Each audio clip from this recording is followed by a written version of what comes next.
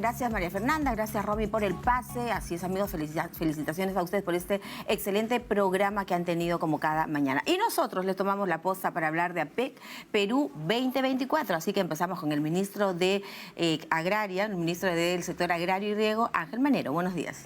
Buenos días, María de Jesús. Un saludo a todo el Perú. Claro que sí. Qué gusto, ministro, para hablar quizá del sector más sensible, el sector con gran expectativa, como es su sector desarrollo agrario y riego, pero sobre todo por nuestra oferta agroexportadora. Felicitaciones por el trabajo desarrollado en Trujillo también, a nivel de los delegados en el sector. ¿Cuál fue el resultado de estas reuniones en agosto?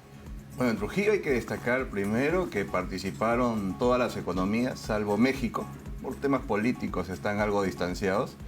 Y lo segundo es que se llegó a un acuerdo. O sea, tuvimos una declaración de Trujillo en cuanto a la seguridad alimentaria, acuerdo que no se había logrado en los últimos dos APEC, de modo que eso había que destacarlo, ¿no? Hubo muy buena relación, Estados Unidos, Rusia, todos muy cercanos.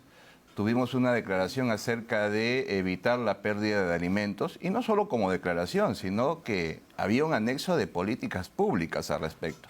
Políticas públicas que nos van a servir a todos los países para implementar medidas que orienten precisamente a ello, a evitar la pérdida de alimentos que puede llegar hasta el 30% de la oferta agropecuaria, ¿no? Claro, reducir esa pérdida implica justamente también, ministro, la seguridad alimentaria, eje clave, ¿verdad? En el trabajo en Trujillo, eje clave en este APEC, donde busca pues empoderar, incluir y crecer. Así que la seguridad alimentaria es lo más importante.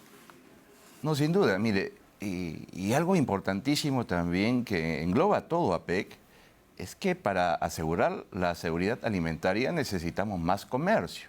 ¿Por qué? Porque los grandes exportadores de un producto se vuelven grandes consumidores del mismo. Así como Argentina, Brasil, Estados Unidos son los grandes exportadores de carne, son los grandes consumidores de carne también. La carne en esos países es más barata inclusive que en el Perú.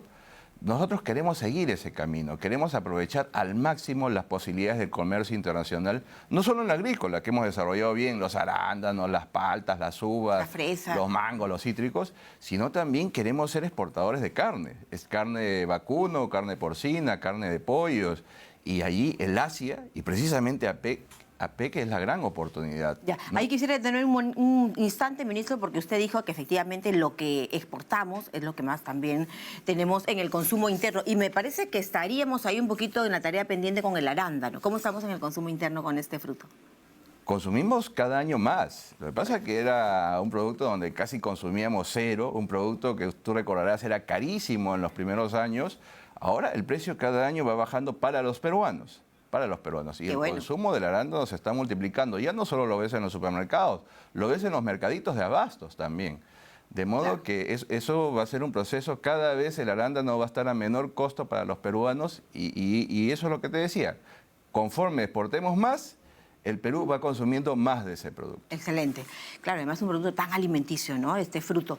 Y bueno, y volviendo al tema de Trujillo, se trató muchísimo la seguridad alimentaria, pero también se busca nuevos mercados para nuestros productos peruanos. Ya concentramos alrededor del 66%, decíamos, ¿no? Entre Estados Unidos y Canadá como socios principales. ¿Qué se busca ahora mirar? La China, por ejemplo, ¿cómo estamos?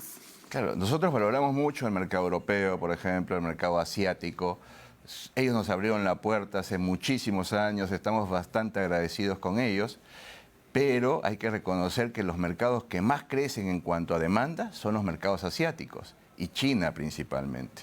O sea, China con sus 1.400 millones de habitantes definitivamente es el mercado natural para el Perú, porque va a ser un mercado de alto poder adquisitivo y un mercado pues de un tamaño tremendo, ¿no? Que nunca lo hemos visto en la historia. A ellos en la actualidad, ¿qué manda o qué es lo que, digamos, cuál es la foto actual de nuestra balanza comercial con ellos? Claro, eso es muy interesante porque China también es un gran productor agrícola. Entonces, pero las oportunidades con China son en frutas, en algunas hortalizas y fundamentalmente en carnes. En carnes tenemos una posibilidad tremenda Y cuando hablamos carne, esto suena a grandes empresas. No. En el caso de carne de vacuno, son 500.000 de ganaderos que podemos tener en todos los departamentos del Perú que pueden exportar. Claro, no exportar directamente, pero exportar sí a través de los camales que tienen que habilitarse, ¿no? O empresas que se van a especializar en la exportación. Pero eso va a significar que mejore el precio para el ganadero. El ganadero que recibe 5 o 6 soles ahorita por el kilo de ganado en pie, puede recibir 9, 10, 11 soles. Bueno, y la fórmula, quizá ahí está también la pregunta, el cómo lo van a hacer, cómo desde el Estado se les va, no sé si a consorciar, digamos, llevar un poco, hasta que pueda, por supuesto, empoderarse justamente en estas exportaciones que necesitamos cada día que crezcan. Para eso es APEC. Lo más interesante es el mercado. Cuando tú tienes un mejor precio, ese es el mejor punto de inicio que puede haber. Hay un mejor precio, entonces ya hay un incentivo a los pequeños ganaderos para asociarse, porque tenemos que asociarnos definitivamente si queremos estandarizar la oferta, si queremos tener una oferta de mejor calidad, manejar mejor la sanidad, manejar mejor la alimentación.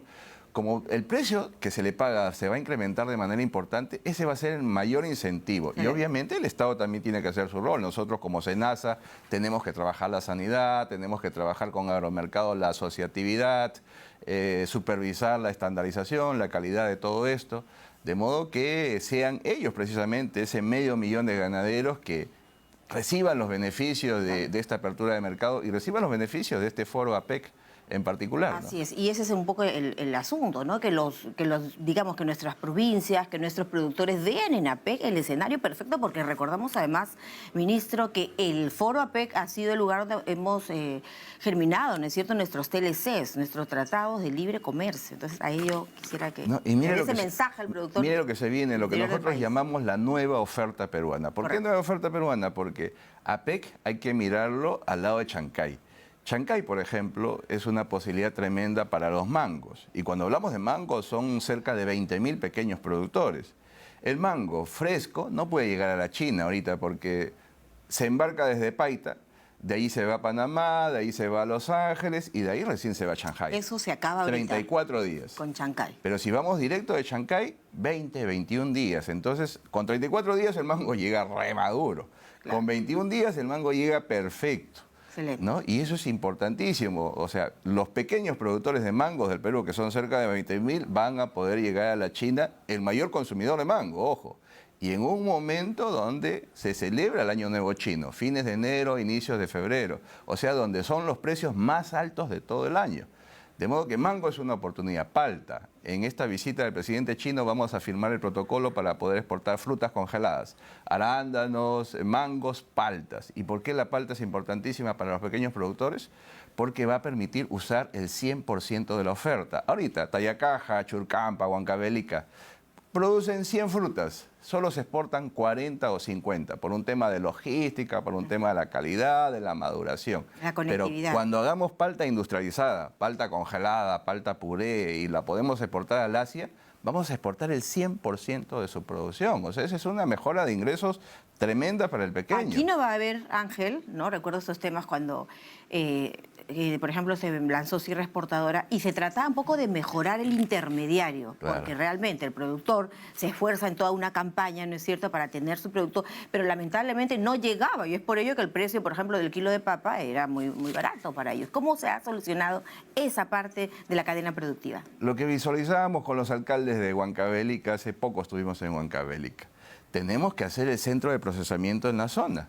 Cuando tú haces ese centro de procesamiento en la zona, eliminaste al intermediario de todas maneras, porque el pequeño productor va a llevar a la plantita que está en su localidad a vender su palta. Y, no, y que vea su ganancia, pues, porque si no... En fresco es más complicado, pero en palta industrializada, que es lo que nos va a permitir precisamente la firma de este protocolo cuando llegue el presidente aquí, 14, 15 o 16, eso va a ser trascendental para el Perú. Y en cola está la granada, que es otro producto de pequeños productores. Y en cola está las pecanas, que es otro producto de pequeños productores. De modo que se nos viene una oferta de pequeños productores tremenda, aprovechando las oportunidades de APEC. Claro, y parte de esa fortaleza o de esa ventaja comparativa es sin duda el puerto de Chancay, porque ese hub que va a permitir además que otros países coloquen su producto en el Asia a través de nosotros. Sin duda. Mire, por ejemplo, el pollo. ¿no? Brasil, tremendo exportador de pollo. Tremendo. Difícil competir con Brasil ahorita. Pero, ¿qué pasa? Brasil tiene que pagar un flete de $7.000 el contenedor, tiene que dar la vuelta a Sudamérica, irse a la China, irse al Asia, porque Brasil es el gran proveedor de pollos en el Asia. Al igual de porcinos, al igual de vacunos también. Pero nosotros con Chancay vamos a tener un costo de la mitad del flete que paga Brasil ahorita. Entonces todo se va acomodando, ¿no? se va a reacomodar todo de manera tremenda. Y Qué buena noticia para el productor. Y lo que hace Brasil peruano. ahorita, nos vamos a dar cuenta de que Perú lo puede hacer mucho mejor. Claro.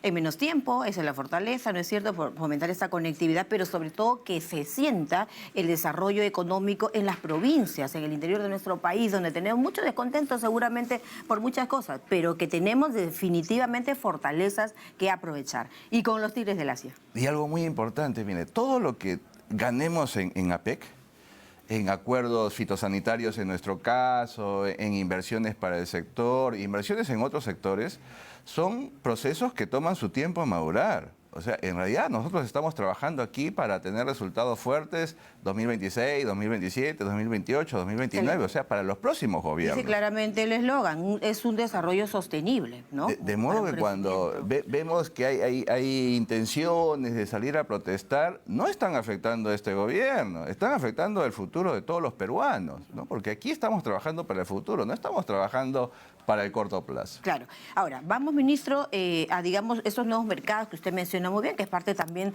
de lo que se viene trabajando en AP. Tenemos un buen comercio con Estados Unidos, con Canadá, estamos trabajando cada día más con China, con Corea. ¿Cuáles serían los mercados a los que hay que ahora mirar?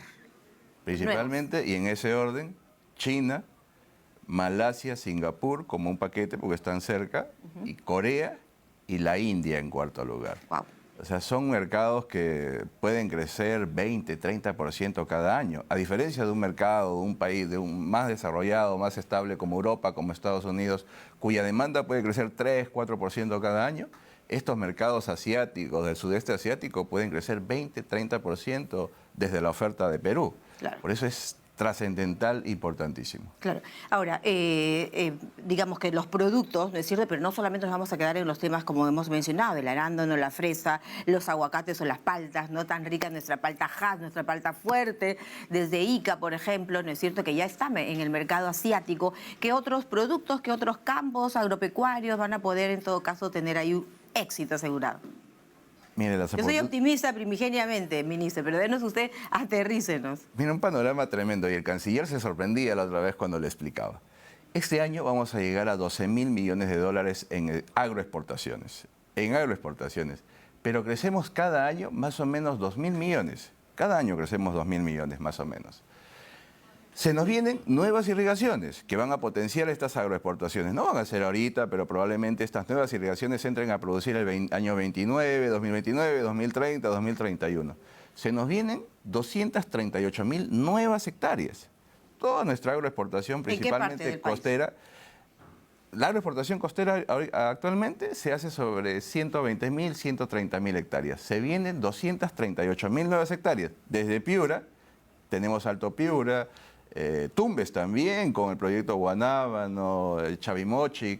Hay que arreglar el tema de la escasez hídrica. ¿Cómo va? Chinecas en Ancash, y a eso vamos. Bajes Iguas en Arequipa. De modo que vamos a tener 238.000 nuevas hectáreas.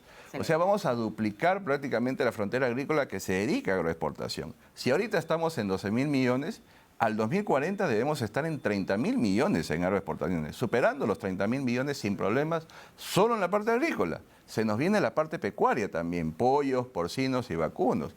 Podemos pensar, y conservadoramente, que para el 2040 podemos acercarnos a los 50.000 millones de dólares en agroexportaciones. Una cosa pues impensable en este momento.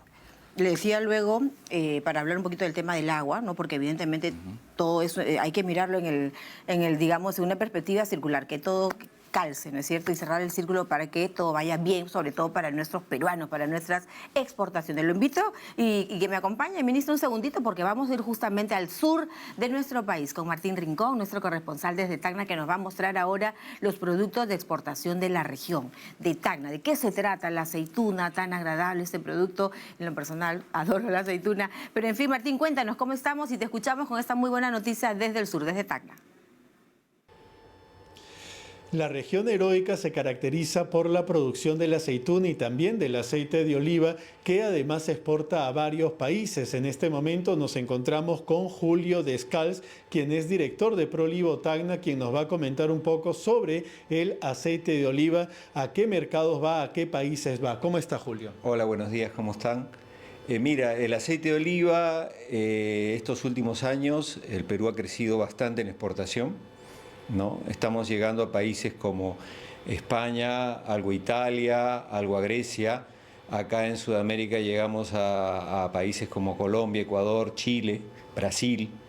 Está creciendo más o menos en este año ha sido un año no muy bueno desde el punto de vista productivo. Se ha exportado muy poco, pero el 2023, 2022 se llegaron a volúmenes de casi 1.200 a 1.300 toneladas de exportación. Y eso hace que el Perú de a poquito se esté empezando a posicionar a nivel internacional con el tema del aceite, ¿no? Dentro de las variedades de aceite que más se exportan está el extra virgen, ¿no? Hay algo de virgen y tenemos el aceite lampante, que es un aceite que después pasa para un proceso de refinación que normalmente lo compra España. Por otro lado, ¿cuáles son las miras para el crecimiento de la exportación de este producto bandera de Tacna? Bueno, somos consecuencia, la elaboración de aceite es consecuencia de la aceituna de mesa. Lo que estamos tratando es que haya un recambio varietal no completo, no completo, pero que podamos hacer un cambio varietal para que la producción agrícola sea más sostenible. En la Yarada tenemos, en toda la zona de producción de la Yarada tenemos microproductores, ¿no? En lo cual desde el punto de vista de producción agrícola no es sostenible tener 4 o 5 hectáreas o 10 hectáreas, para algunos no es sostenible, necesitas como un punto de inflexión por lo menos 25 hectáreas. Lo que estamos buscando es el cambio varietal para que en cierta manera haya una mayor productividad, ¿no? Y el agricultor pueda tener mejores beneficios, y eso aumentaría también el volumen y nos ayudaría a tener aceituna destinada para específicamente el aceite. La variedad que usamos es la criolla y la usamos como doble propósito, se hace aceituna de mesa y se hace aceite de oliva, ¿no? Esta aceituna criolla tiene muy buenas características organolépticas que genera para el aceite de oliva, o sea, hechas en aceite de oliva, ¿no? Y lo que queremos cambiar es un poquito pequeñas variedades, ¿no? O diferentes variedades para que la productividad mejore.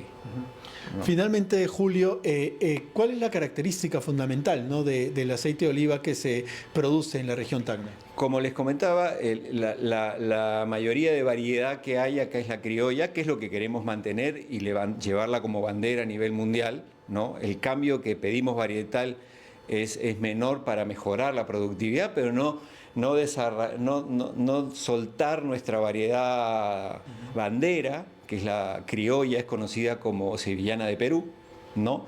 Y esta variedad tiene muy buenas características en el aceite de oliva, tiene muy buenas características organolépticas, es un aceite con mucha intensidad, ¿no? Es un aceite bien herbáceo, ¿no? Que es fácil de maridar y que estamos entrando y posicionándonos en distintos mercados, ¿no? Entonces, la gastronomía peruana, los grandes restaurantes en Lima, hoteles en Lima, están demandando nuestro aceite de a poco y nos estamos posicionando ya en el mercado local y de a poco en el mercado internacional, aunque somos muy chiquititos comparado a lo que produce España, pero estamos entrando con calidad. Listo, muchas gracias, Julio. Entonces, con esta información regresamos contigo en Lima. Claro que sí, gracias, Martín Rincón. Un saludo hasta Tacna, un abrazo a nuestros hermanos tacneños que además nos siguen desde siempre a todo el país, por supuesto, a través de la señal de Perú. Seguimos con el ministro Manero, Ángel Manero, porque acaba usted de estar en Tacna también la semana pasada. Así es. ¿Cómo le fue? Bastante bien. Mire, por fin podemos decir que tenemos un acuerdo, gobierno nacional, gobierno regional, acerca de cuál es el proyecto hídrico que tenemos que priorizar en Tacna. Ya se definió, es el proyecto de Río Sama. Vamos a hacer una represa de 40 millones de metros cúbicos para llevarle agua a Sama y llevarle agua a La Yarada, también ahí donde están esos productores de aceitunas. Y eso es un anhelo, pues hace 50 años. Hace 50 años Tacna está sin agua. ¿no? Y Tacna tiene un potencial tremendo, no solo en los olivos, sino ha desarrollado las granadas. Y yo te decía que la oportunidad de China para la granada. Y algo muy importante, ¿no? El potencial de la pitahaya también, porque estamos abriendo el mercado de Estados Unidos para la pitahaya. Y tanto la granada como la pitahaya, a diferencia de los olivos, porque él decía si se necesita 25 hectáreas para ser competitivo, en granada sin pitahaya tú puedes ser competitivo con 1 hectárea, con 2 hectáreas, o sea, se presta para pequeños productores. Y así, tenemos el reto del estrés hídrico en todo el Perú. O sea, desde Tumbes hasta Tacna, en toda la sierra, inclusive ahora último en la Amazonía, que lo hemos visto. Claro. Entonces, Y la granada tiene como mercado, ¿no es cierto?, potencial, por ejemplo, Norteamérica, pero el Asia sobre todo. y el Asia es el que va creciendo más. De modo que la oportunidad, precisamente de APEC, es tremenda. Exacto. Es tremenda. Y no solo por el producto, sino porque APEC también es un foro de inversiones. Cuando hablamos de estrés hídrico, nosotros tenemos un montón de agua. El Marañón le lleva 10.000 metros cúbicos por segundo, se lo regala al Atlántico. Escasez. Al sur tenemos el Urubamba, en el centro tenemos el Mantaro. Agua tenemos, lo que nos falta es almacenarla y llevarla donde se necesita. ¿Y eso qué requiere? Inversiones. Claro. Necesitamos 10.000 millones de dólares para almacenar el agua y llevarla ahí donde se necesita. Y para eso precisamente necesitamos APEC, para buscar países o Que inviertan. privados que inviertan o financien estas grandes Ya, obras. pero estas represas, ¿no es cierto? Si volvemos al tema del norte, donde estamos viendo una complicación terrible, porque evidentemente la gente necesita pues agua, no solamente para la agroexportación, sino para el día a día. ¿Cuál ha sido la solución, por ejemplo, que han encontrado en Tacna? En Tacna, esta represa, 40 millones Correcto. de metros cúbicos. La solución en Piura, por ejemplo, es descolmatar Poechos. No va a costar más de 600 millones de dólares descolmatar Poechos, pero lo vamos a hacer, ya lo anunciamos, ya hemos notificado a preinversión para que inicie el proceso. No es una solución inmediata. ¿No tendría que ir la descolmatación, ministro, un tema, digamos, no esperar llegar al pico del problema, sino ir haciéndolo año a año? ¿Cómo se ha visto esa situación? Claro, lo que pasa es que Olmos, por ejemplo, que está colmatado, sí podemos hacerlo año a año y en 8 o 10 años descolmatarla completamente, pero Poechos es tan grande que si siguieras así te demorarías 30 años en descolmatarla, ¿no? Tenemos que secar la represa completamente, hacer 2 reservorios provisionales, 400 millones de metros cúbicos, y descolmatar Poechos en un par de años. Eso va a costar más de 600 millones de dólares. Hacer los 2 reservorios, otros 500 millones de dólares probablemente.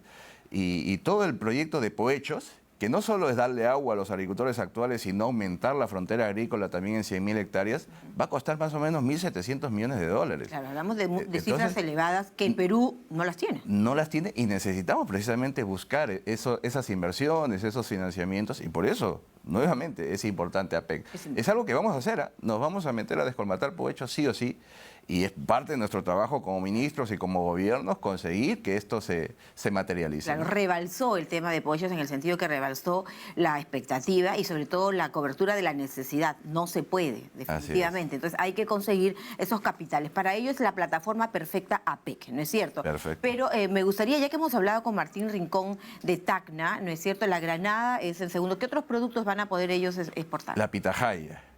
Y algo importantísimo que no tiene que ver tanto con APEC, sino con la visita que ha tenido la jefa de SENASA a Brasil estos últimos días. Se ha firmado el protocolo para poder exportar naranjas a Brasil. Este es importantísimo porque Brasil es un gran exportador de naranja, pero naranja de jugo de naranja, no de la naranja de mesa.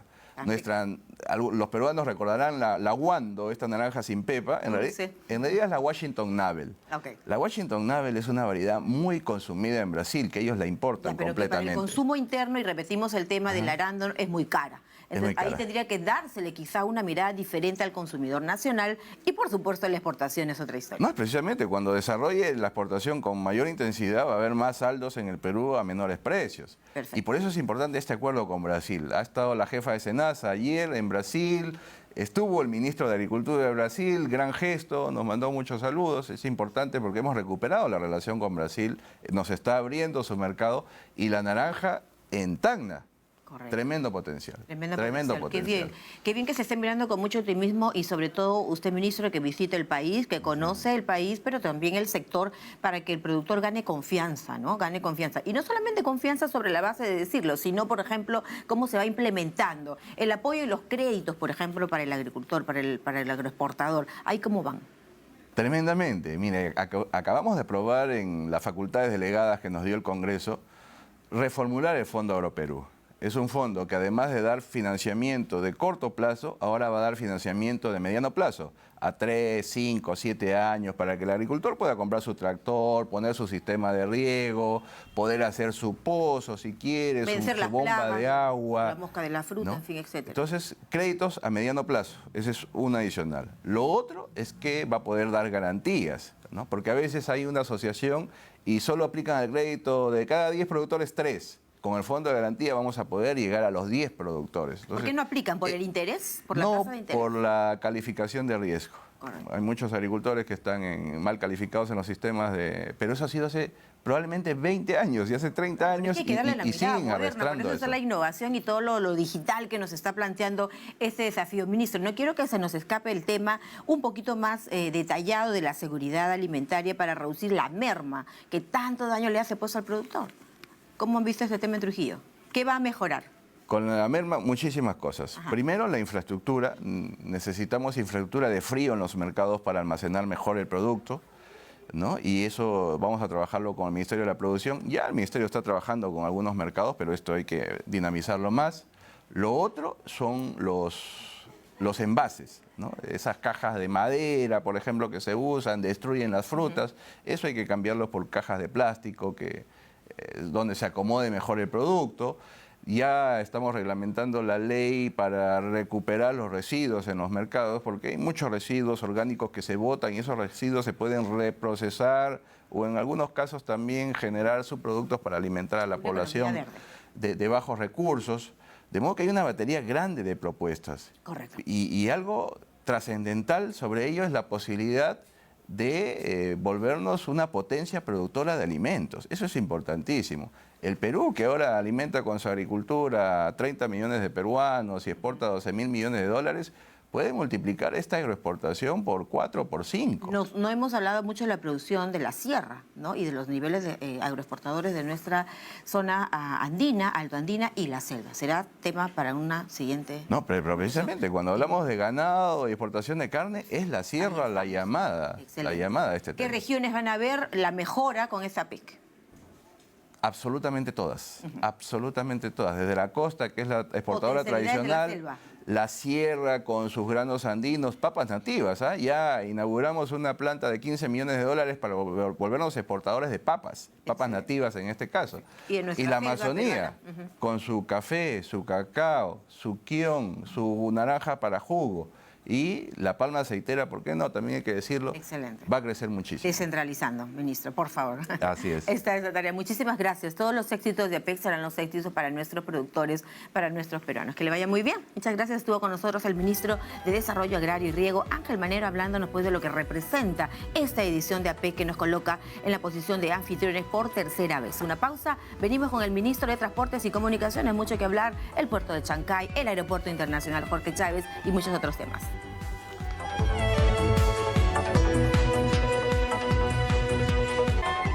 Bien, amigos, ya de regreso en este programa especial APEC Perú 2024, APEC Perú 2024. Nos acompaña el ministro de Transportes y Comunicaciones, Raúl Pérez Reyes. Bienvenido. Muy buenos días, María Jesús, y a sus televidentes también. Claro que sí. Bueno, vamos a hablar de diversos temas de infraestructura, que además hay bastantes informaciones importantes, por supuesto, en el sector que a usted le toca presidir. ¿No es? Vamos a ir primero, por supuesto, con Chancay, que ve la luz, se inaugura, ¿no es cierto? Se lanza al mundo prácticamente ya este 14 de noviembre a 8 días, ministro. Exactamente. Bueno, es importante proyecto. Estamos hablando de aproximadamente 1.400 millones de dólares de inversión que han hecho estas dos empresas privadas a cargo de la infraestructura. Y no solo es importante inversión privada, que es bueno siempre porque eso refleja confianza en el país, sobre todo de un gran jugador del mundo portuario y naviero como es COSCO Shipping, ¿no? Es una de las empresas más grandes, pero hay que tomar en cuenta que no solamente es Chancay, sino también es Callao. Y en Callao tenemos a otros de los dos grandes jugadores a nivel mundial. Es decir, en el Perú, a diferencia de lo que pasa en una parte importante de América Latina, tenemos a grandes jugadores de las ligas portuarias y navieras mundiales operando, ¿no? Y eso, e invirtiendo, además. O sea, con lo cual estamos hablando de confianza en el país, ¿no? Entonces, este es un proyecto que va a generar mucho empleo, ha generado empleo en la etapa constructiva y va a generar empleo ahora, luego de esto, de la inauguración. Empleo, además, muchos de ellos calificados. Estamos hablando de un puerto que va a tener un nivel de sofisticación tecnológica muy elevada.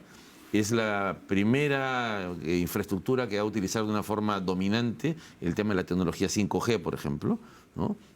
Son vehículos, los vehículos que mueven los contenedores, donde son camiones con conductores, en este caso van a ser vehículos autónomos sin conductor. Obviamente el conductor va a estar de forma remota a casi medio kilómetro más allá. Claro, vehículos no tripulados. No como tripulados, los Tesla. exactamente, y además eléctricos totalmente. Lo mismo que las grúas pórtico que gestionan los contenedores del barco al patio y del patio al barco. Eso todo va a ser eléctrico y sin ninguna persona directamente vinculada, o sea, todo de forma remota en un centro de control que va a permitir que desde allí se gestione toda esta infraestructura con medidas de seguridad, con capacitación, pero estamos hablando de peruanos que van a hacer estas operaciones. Son profesionales peruanos que han sido capacitados para esto y que lo que van a además lograr con esto es un incremento en la productividad de casi 50% de la actividad portuaria. Entonces yo creo que es y a esto hay que agregar también el tema del incremento de la competencia, con lo cual lo que tenemos es sin duda que pasa a ser competitividad. Sí, y exacto, porque eso se refleja en menores precios logísticos. Entonces lo que vamos a tener aquí es un importante puerto, pero al que hay que agregarle su naturaleza ya más de índole, digamos, estratégica, y es que este es un puerto que por el nivel de profundidad del puerto, estamos hablando de 17.8 metros de profundidad, va a permitir que entren naves de las más grandes del mundo. De hecho, tienen espacio para que hayan 2 de estas naves en simultáneo en el puerto, y estamos hablando de naves que gestionan 21.000 contenedores. Entonces, esto va a permitir que tengamos vuelos directos hacia los principales puertos de Asia, de China particularmente, en condiciones muy ventajosas y van a reducirse los costos logísticos. Entonces, por donde lo veamos, mayor productividad, menor tiempo de viaje de aquí a China. Este es un importante proyecto, como digo, emblemático, que refleja la confianza de inversionistas importantes del mundo en nuestro país, ¿no? Entonces, ¿Nuestro riesgo país ahí cómo está? Bueno, acaban las 2 clasificadoras de riesgo, 2 de las 3 han anunciado que mantienen nuestro nivel de riesgo país, ¿no? Nuestra calificación crediticia, y además cambian digamos, de una situación política inestable a una estable, lo cual creo que muestra un poco cómo desde afuera, con ojos fríos, nos ven bien. Por supuesto, hay cosas siempre que mejorar, así que hay que seguir trabajando en ello, y un poco ese es el trabajo que estamos haciendo dirigidos por la Presidenta de la República, ¿no? de ir empujando infraestructuras, el puerto de Chancay, con todo lo que esto implicó en términos de la ley, el reglamento de cabotaje. Estamos trabajando para tenerlo en unos 15 días ya aprobado, de forma tal que el puerto de Chancay no solamente sea un nuevo puerto, sino además que se permite el cabotaje y el transporte marítimo de barcos que vienen de afuera y que pueden ir parando en alguno de nuestros puertos intermedios, y luego llegar a Chancay o a Callao para, digamos, acumular la carga ahí y poder sacar barcos llenos con mucha más facilidad, ¿no? Me concentro en dos puntos que creo que al ciudadano peruano le interesa muchísimo, como es natural, ministro, sobre la base de obras de tal envergadura como las estamos comentando. En la generación de puestos de trabajo. ¿De cuántos puestos de trabajo y qué tipos de trabajo, si usted tuviera que dirigirse a las personas que van a tener aquí, ¿no es cierto?, un puesto de trabajo, ¿qué van a poder hacer con Chancay, por ejemplo? Mire, en la actividad del puerto, la parte dominante del trabajo en el puerto es un trabajo con mucha calificación técnica, ¿no? En temas de gestión informática, por el hecho de que va a haber mucho trabajo remoto, es decir, que no va a estar el trabajador en el equipamiento, sino en una sala de control, gestionando de forma remota el tema, casi como si fuera un videojuego, casi como eso, ¿no? Pero operando algo real, no un juego. Y entonces ahí claramente mucha capacitación, ¿no? La capacitación en temas de informática es muy importante, por ejemplo, pero no solo básica, sino a nivel avanzado, ¿no? Y en temas de gestión de robótica. Y ahí también, ese es el primer trabajo directo del puerto, pero hay mucho trabajo que va a estar vinculado a la actividad que pasa fuera del puerto. Y ahí estamos hablando de temas logísticos, como por ejemplo conductores, que sí van a llevar contenedores, ahí el tema. Uno de los temas que estamos trabajando en el ministerio, espero tengamos antes de fin de año ya la norma, es una norma que nos va a permitir aumentar de una forma importante el número de conductores. Uno de los problemas que enfrentamos tenemos hoy día en todo el sector transporte formal ya es la ausencia o la necesidad de mayor número de conductores. Usted mira los buses, cuando ven la calle, en la parte de atrás dice, se aceptan conductores, se necesitan conductores. Entonces tenemos ahí un proceso que hacer de capacitación, de mejora de las condiciones de la operación. Entonces ese es un tema importante. Y luego todo el tema ya de la propia actividad del comercio exterior. O sea, ya gestión aduanera, la misma gestión comercial. Así que yo creo que va a haber empleo y empleo calificado, con lo cual estamos hablando de empleo con buenos salarios. Entonces, exacto, lo que hay que hacer es que los permanente. jóvenes, y permanente, claro. Estamos hablando de un puerto que va a mover todos los días actividad. Así que yo creo que los jóvenes que están pensando qué hacer en términos de qué carrera elegir, ¿no? ¿Y cómo se ha planteado el ministerio, ministro? Vamos un poquito a la cosa menuda, ¿no? Porque cómo se ha planteado este tema, porque es todo un proceso, va a ser un cambio de chip total, es un cambio de chip total realmente con toda la innovación que ello requiere. Ahí cómo lo van ustedes o cómo lo están implementando para precisamente preparar a los peruanos para que tengan aquí la garantía de un empleo permanente y solucionar su vida. Mire, el Ministerio de sus familias, ¿no? El Ministerio de Educación, a través de los institutos tecnológicos y también de universidades, está trabajando para justamente esto. Es decir, mejorar la capacitación de los jóvenes y que cuando tengan que elegir una carrera, como les mencioné hace un momento, pues miren las actividades vinculadas al comercio exterior como una opción de vida muy importante. El Perú hoy, más que nunca, es un país orientado hacia el comercio internacional y lo que tenemos que hacer es que nuestros jóvenes se preparen para eso. ¿No? Entonces ya tenemos ahora la universidad, ADEX ha convertido su carrera técnica inicialmente ahora en una carrera universitaria y están otras instituciones que se dedican a la enseñanza del comercio exterior, así que yo creo que hay que apuntar a ese lado, esto. ¿no? Vamos a ir a una nota, acompáñenme, porque precisamente el ministro de Transportes y Comunicaciones que nos acompaña, muchos especialistas destacan ¿no? las diversas obras. Vemos, por ejemplo, un informe que destaca también la planificación urbana en la zona de influencia de Chancay como prioridad precisamente a trabajar. Veamos. Chancay será un hub portuario como los puertos de Singapur y Rotterdam, y esto implicará su transformación industrial, sostuvo Omar Narrea, investigador del Centro de Estudios sobre China y el Asia-Pacífico de la Universidad del Pacífico.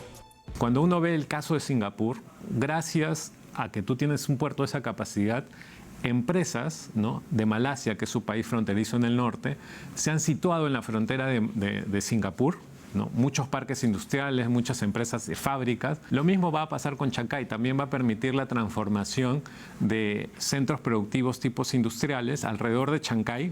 En ese marco desvirtuó que Chancay sea una amenaza para los intereses geopolíticos de los países vecinos. Que el puerto de Singapur tenga éxito no es nada malo para Malasia o para Tailandia, ni para China, ¿no? O que el puerto de Rotterdam sea bueno no es nada malo para Alemania. ¿Por qué? Porque facilita precisamente este acceso a mercaderías, a bienes de capital, a importaciones. Entonces, va a pasar lo mismo con Perú. También anticipó que Chancay es una oportunidad para la integración sudamericana. Asimismo, destacó que el gobierno impulse el desarrollo de la zona de influencia bajo el concepto de ciudad-puerto. El gobierno lo está viendo desde distintas perspectivas. El Ministerio de Trabajo, por ejemplo, acaba de inaugurar un centro de empleo en la ciudad de Chancay, lo que ya está captando la demanda del futuro. También el Ministerio de Vivienda está planteando el Plan de Desarrollo Urbano y naturalmente está planteando la expansión al norte de 1.000 hectáreas. La posibilidad de una zona económica especial es una propuesta que también se abre paso y que sería materia de discusión en la cumbre del foro APEC. Muy bien, ahí está el informe que nos ilustraba un poquito más, ¿no?, esta obra de gran envergadura como es justamente Chancay. Y hablábamos, ministro, de la capacitación, de la enorme responsabilidad que es justamente cambiar este chip y sobre todo la generación de puestos de empleo permanente para los peruanos, sobre todo en el campo de acción, ¿no? Así es. En la zona. Sí, o sea, le vuelvo a mencionar lo que dije hace un momento. O sea, somos un país orientado al comercio exterior, tanto para exportaciones como importaciones, y tenemos que consolidar esa posición. Así que yo lo que creo que hay que hacer es invitar a los jóvenes a que sigan especializándose, algunos en temas de comercio exterior y otros que están dudando, pues que miren esta opción como una opción de trabajo muy importante para el futuro. Va a ser muy importante también, ministro, las facilidades que entregue a los jóvenes, a los interesados, a los peruanos, a los emprendedores y a todos, las facilidades que entregue el Estado desde el punto de vista inclusivo, que forma parte de los 3 ejes de trabajo de esta edición. Así es, sí. Y además de eso también, bueno, está el tema del puerto de Chancay, y estamos desarrollando otros proyectos de infraestructura también importantes para el país y para la ciudad de Lima particularmente, que van a ayudar. La ampliación del aeropuerto. La ampliación del aeropuerto es un proyecto importante, ya estamos al 95% de conclusión, o sea, el proyecto está muy bien, avanzando muy bien. Como ya se anunció, va a ser inaugurado el día 29 de enero a las 6 de la mañana. Entra en operaciones ya el nuevo aeropuerto. Es un aeropuerto, el actual aeropuerto tiene capacidad para 15 millones de pasajeros, 19 mangas. El nuevo tiene capacidad para 30 millones, o sea, el doble de capacidad, y 46 mangas, o sea, con lo cual vamos a tener una mejor gestión aeroportuaria. Y además también es un puerto que va, al concepto de ciudad-aeropuerto, va a ayudar a gestionar aún mucho mejor los servicios de infraestructura para que, al igual que en el puerto, podamos tener mejoras en productividad en aquella carga que requiere salir por los aeropuertos, porque alguna carga, por sus particularidades, requiere salir por el aeropuerto, y seguimos hablando entonces del comercio exterior. Así es importante ese tema. Sí, pero permítame ahí, lo que tendríamos que ya por fin entender, ¿no es cierto? Y creo que es el momento, por lo que se ve, es que el Perú tiene muchísimo para sacar al mundo, por lo tanto no tenemos por qué tener gente que esté en quintales de pobreza. Entonces ahí es muy importante el trabajo que pueda fomentar el Estado, ministro, para que esta macroeconomía que se ve perfectamente bien también se traduzca y no haya el descontento, ¿no?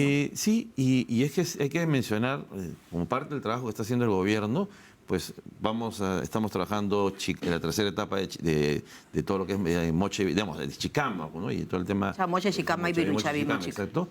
Luego está Alto Piura, Chinecas y también Majeciguas. Eso va a implicar, como mencionaba bien mi colega del Ministerio de Desarrollo Agrario y Riego, pues vamos a duplicar la oferta exportable, la oferta de tierras para la exportación, por lo tanto vamos a duplicar cuando menos nuestra exportación agroindustrial, y eso nos pone en una ventana donde, siendo la actividad minera importante, la actividad agroexportadora, que además genera una gran cantidad de empleo, va a tener un impulso muy fuerte. Entonces, Correcto. Por eso necesitamos puertos en condiciones muy operativas, un aeropuerto, en el caso del aeropuerto de Lima también operativo, el aeropuerto de Chinchero, en el Cusco, que es un aeropuerto en principio turístico por la naturaleza turística de la ciudad del Cusco y la región, pero que también va a tener que contribuir, por ejemplo, a mejorar las condiciones de competitividad de la región sur, en particular la Sierra Sur, y hay muchos productos del Cusco que van a poder salir por avión, por ejemplo, avión de carga, obviamente, trayendo algunas cosas a Lima y en otras cosas llevando carga al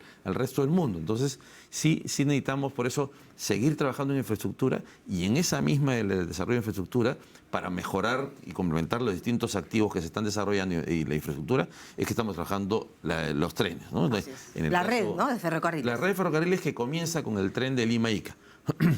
Ahí hemos lanzado... ¿Qué tiempo va a llevar el traslado? En principio estamos hablando de 200 kilómetros por hora. Estamos viendo que parte de la discusión es incluso trabajamos más que con 200, con 250 kilómetros por hora. Porque lo que pasa es que cuando uno aumenta la velocidad de un tren, los giros son importantes. Entonces hay que tomar una decisión, pero o sea, lo mínimo que va a tener es 200 kilómetros por hora. La idea es ver si podemos incluso pasar a un tren bala, ¿no? O sea, pasar a la categoría de uno que se mueva a 250 kilómetros por hora o por qué no hasta 300. Este proyecto de la red ferroviaria suena muy importante, ¿no? Y son varios las rutas, los tramos. Ya el lunes iniciamos el roadshow, hemos tenido 14 gobiernos interesados y vamos a seguir todo este proceso de convocatoria de un convenio de Estado a Estado para que sea en este marco que se desarrolle la infraestructura. Es un proyecto que, si avanzamos bien en los plazos que estamos programando, debería estar concluido hacia el 2032. O sea, el 2032 deberíamos tener un tren que pueda salir de Lima y llegar a Ica en aproximadamente una hora, o un poco menos incluso. Si lo hacemos tren bala, podría ser que un poco menos de una hora incluso.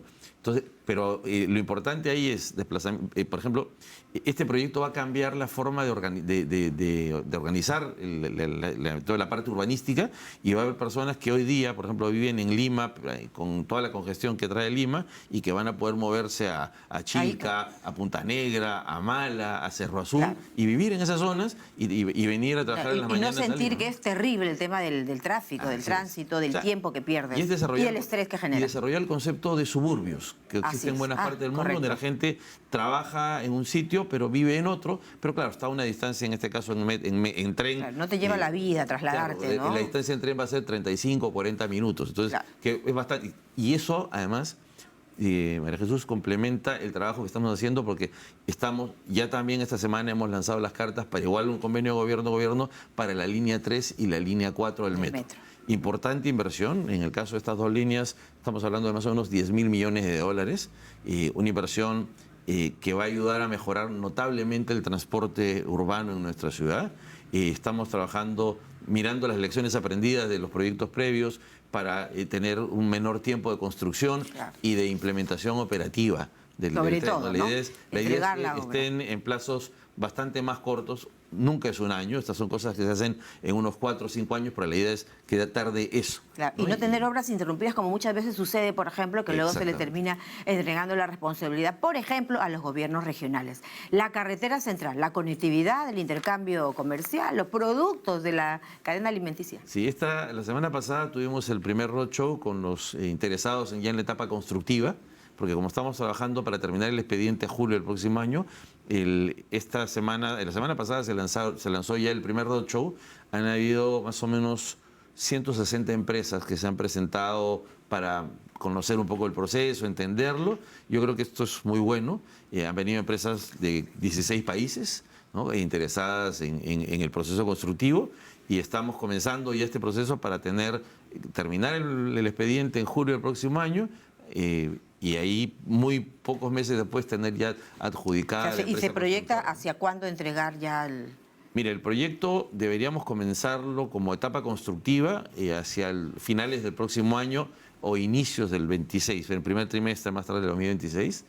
Y de ahí es un plazo más o menos, estamos hablando de 2031, que es el plazo que se calcula para la construcción de esta importante carretera de altura, que va a reducir tiempos. O sea, vamos a ir de Ate a La Oroya en 2 horas y media, ¿no? De Ate a La Oroya en 2 horas y media. Actualmente es un promedio de 3 No, y se media, mueve 4. Más o menos estamos hablando de entre 5 a 6 horas en condiciones relativamente normales.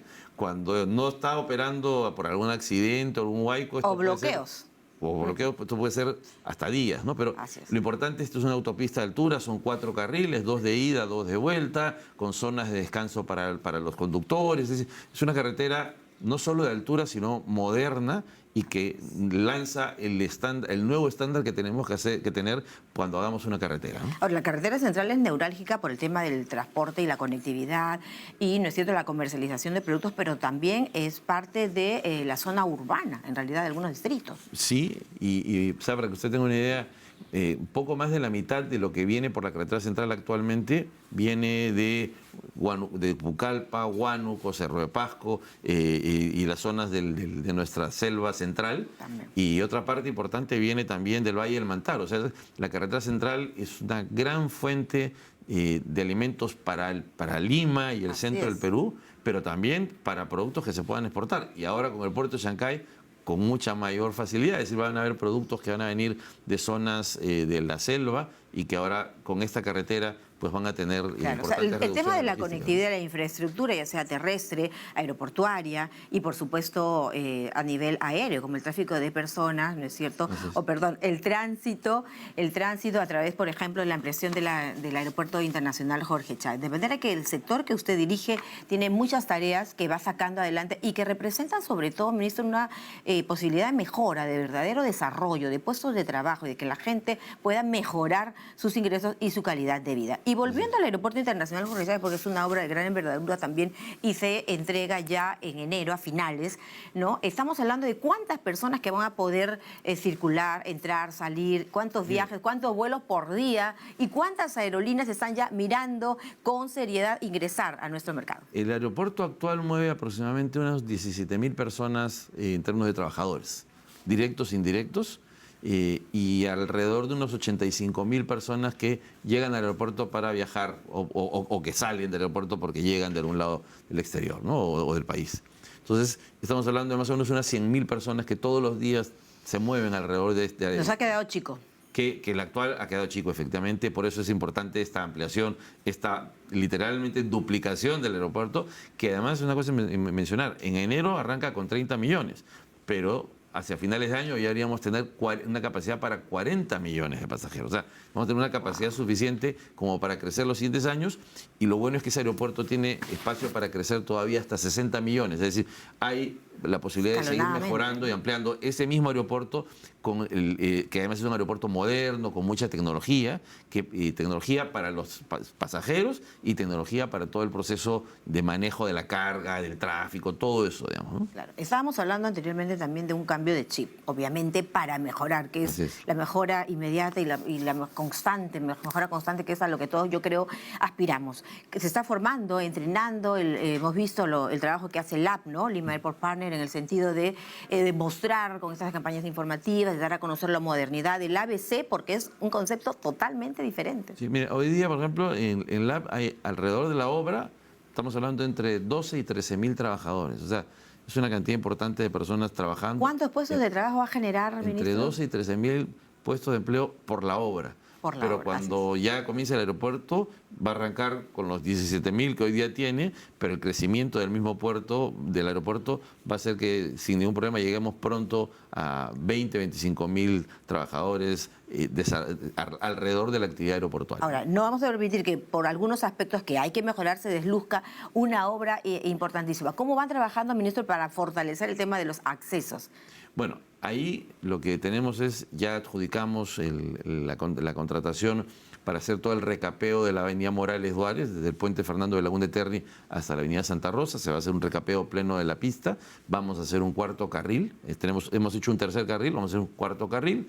Y estamos trabajando también una serie de giros en U para poder gestionar mejor el tráfico. Excelente. Y la otra cosa que estamos en el proceso es de gestión, ya de adjudicación también, de 2 puentes que van a cruzar la Morales Duárez y que van a mejorar mucho el tráfico, tanto Morales Duárez como de Fawcett, que es la avenida más importante de Perú para el mundo. Y ojo, las aerolíneas, ¿no? Que van a seguir apostando, por supuesto, por nuestro hermosísimo país, al que hay muchísimas cosas que mejorar, pero seguir trabajando en ello. Claro. Ministro, el tiempo nos ganó. Muchas gracias por estar esta mañana con nosotros. Muy gentil. A usted muy buenos días. Éxitos. El ministro de Transportes y Comunicaciones, Raúl Pérez Reyes, nos acompañó esta mañana en APEC Perú 2024. Y ahora vamos, amigos, con nuestro compañero José Antonio Chávez, porque nos va a explicar en el segmento La Clase el impacto de las tensiones entre Estados Unidos y China. Así que con ello vamos ahora mismo. Adelante. Y continuamos en Asia Pacífico 2024 y vamos con nuestro segmento La Clase.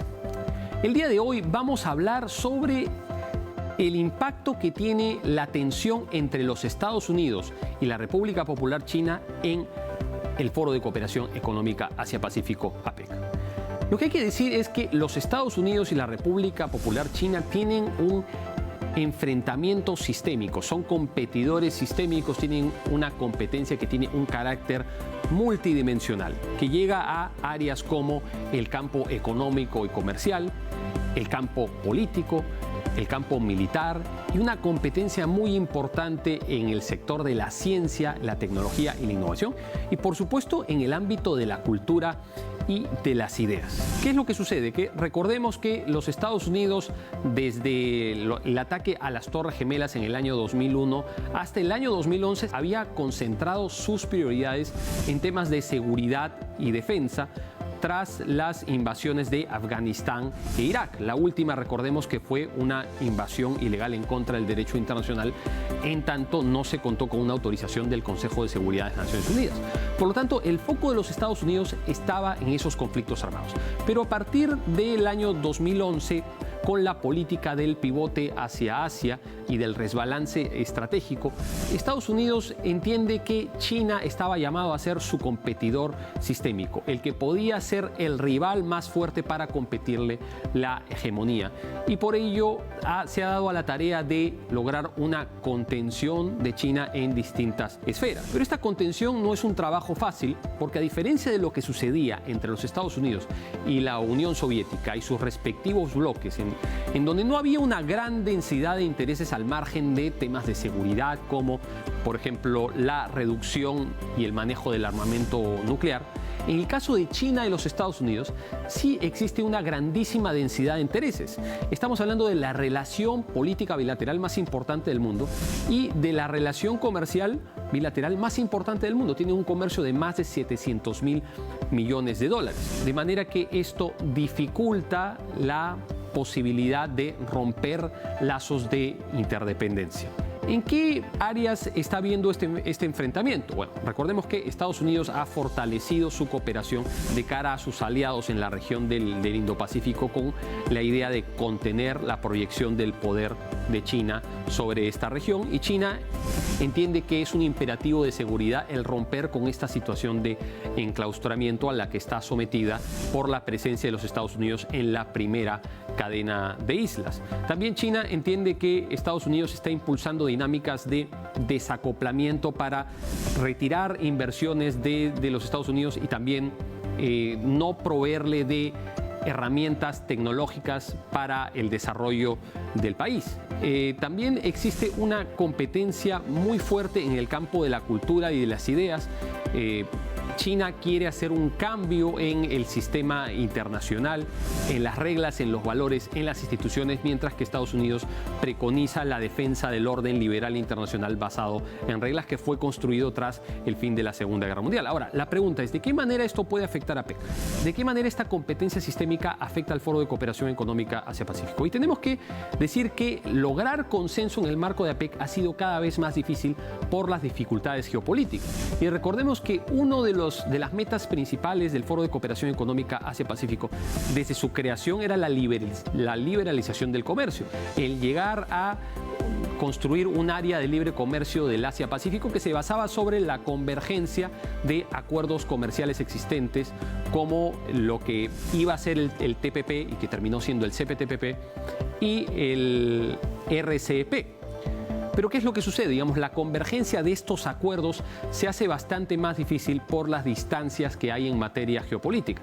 ¿En qué medida Estados Unidos, en un proceso en el que quiere contener a China, estaría dispuesto a ser parte de un área de libre comercio con su principal competidor sistémico? Esto complejiza no solamente el proceso de negociación y de poder conseguir consenso, sino la propia implementación de un eventual acuerdo. Pero sin duda hay que decir que también APEC sigue siendo importante en el proceso de estabilización de las relaciones entre China y Estados Unidos, que son economías miembros del foro, que han tenido encuentros de alto nivel desde hace ya 2 años, desde que comienza la administración Biden, y que la última reunión que hubo entre los líderes de Estados Unidos y de China fue precisamente en el marco del Foro de Cooperación Económica Asia-Pacífico. Se reunieron en San Francisco. Así que, si bien es cierto, esta competencia sistémica que existe entre estas dos economías tan importantes de APEC genera un problema en términos geopolíticos y de fragmentación geoeconómica, también APEC es un espacio en el que Estados Unidos y China pueden tener interlocución política y técnica al más alto nivel. Así que eso representa sin duda una oportunidad para estabilizar estas relaciones y para que se pueda cooperar en los campos en los que se puede cooperar. Así es, gracias por la clase a cargo de Jorge Antonio Chávez. Efectivamente, como lo dices muy bien, la lucha eterna por esta hegemonía, ¿no? Estados Unidos y China. Pero por hoy llegamos al final de APEC Perú 2024 y nos vemos mañana. Chao.